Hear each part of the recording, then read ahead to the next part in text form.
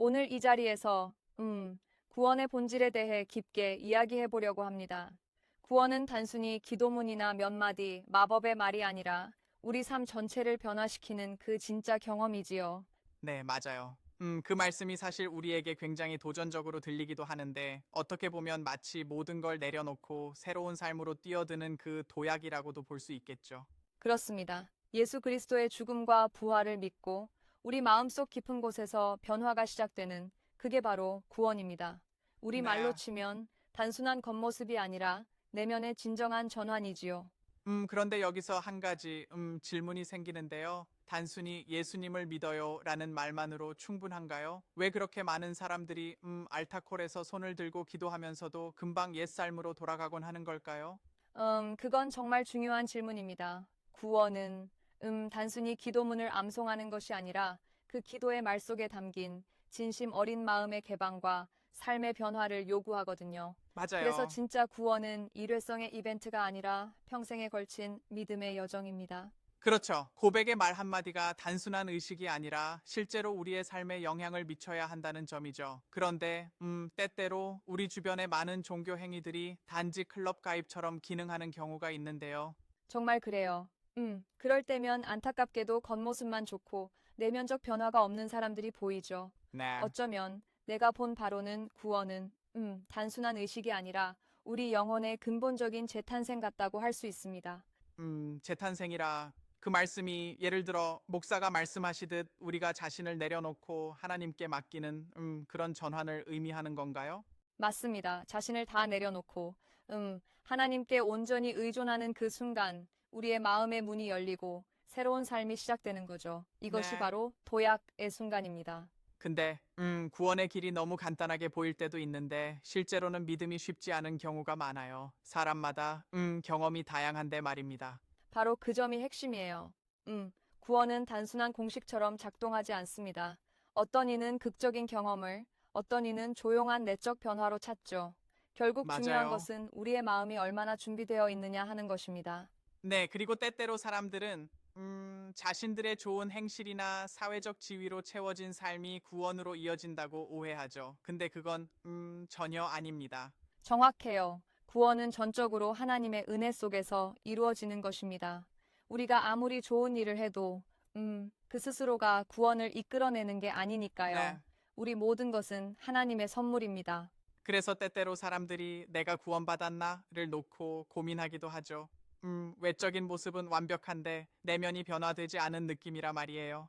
맞아요. 그럴 때는, 단순히 예배를 드리거나 목소리로 고백하는 것보다 내면의 변화가 동반되어야 합니다. 그래서 그렇군요. 진정한 구원은 삶의 변화, 즉, 영혼의 재탄생이라고 할 수 있습니다. 여기서 한 가지 제가 도전해보고 싶은 점이 있는데요. 보통 구원은 단 한 번의 고백이라고 말하지만, 실제로는 그 후에도 계속해서 믿음의 여정을 걸어야 하는 것이 아닌가요? 맞습니다. 구원은 이미 주어진 선물이지만 그것을 유지하고 성장시키는 것은 매일의 삶에서 하나님과 동행하는 과정입니다. 네, 그래서 맞아요. 신앙은 한 번의 이벤트가 아니라 지속적인 변화의 여정이에요. 그리고 그 과정에서 때때로 내면의 갈등이나 의심이 생기기도 하죠. 예를 들어 내 경험이나 목회자들이 말하는 자기 스스로를 구원하려 한다는 꾸밈 없는 진실이 말이에요. 네. 우리 인간은 자존심이나 자기 확신 때문에 때때로 하나님께 온전히 맡기지 못합니다. 네. 그래서 진짜 구원은 오직 하나님께 우리의 마음을 내어 맡길 때만 온전해집니다.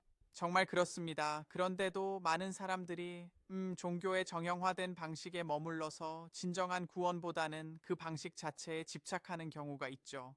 그렇죠. 예를 들어 알타콜이나 정해진 기도문을 반복하는 것만으로도 충분하다고 믿는 태도 말이에요. 네, 그러나 그건 단지 외형적인 행사일 뿐 내면의 변화는 아닙니다. 그렇다 보니 사람들은 종종 내가 구원받지 못했다라는 불안을 느끼기도 하는데 결국 그런 불안은 변함없는 마음의 열림, 즉 진심이 부족했음을 나타내지 않나 싶어요. 정확해요. 진정한 구원은 말 그대로 마음과 영혼이 살아 움직여야 합니다. 우리가 하나님 앞에 겸손하게 나아가서 우리의 약함과 부족함을 인정할 때 비로소 변화가 일어나는 거죠.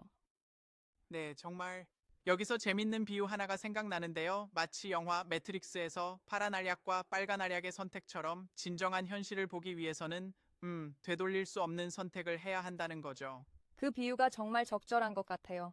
파란 네. 알약을 먹으면 그저 익숙한 눈에 보이는 세상에 머무르는 반면 빨간 알약을 선택하면 진짜 현실, 즉 하나님의 진리를 마주하게 됩니다.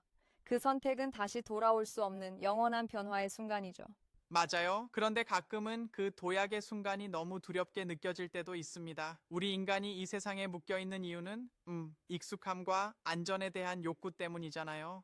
정확합니다. 그러나 그 안전감은 결국 우리를 속박할 뿐, 진정한 자유는 하나님 안에서 찾아야만 합니다. 네, 우리가 그렇죠. 두려움을 극복하고 믿음으로 다가갈 때 진짜 자유와 평안이 우리에게 주어지는 것입니다. 그런데 제가 듣기로는 구원이 단순히 우리가 원하는 방향으로 삶을 바꿔주는 게 아니라 오히려 우리에게 어려움과 도전도 함께 준다고 하더군요. 어떻게 생각하세요? 그 점에 대해서는, 약간 동의합니다. 구원은 마치, 모든 것을 다 주는 선물이 아니라 오히려 우리에게 더 큰 책임과 도전을 부여하는 네, 셈입니다. 알겠어요.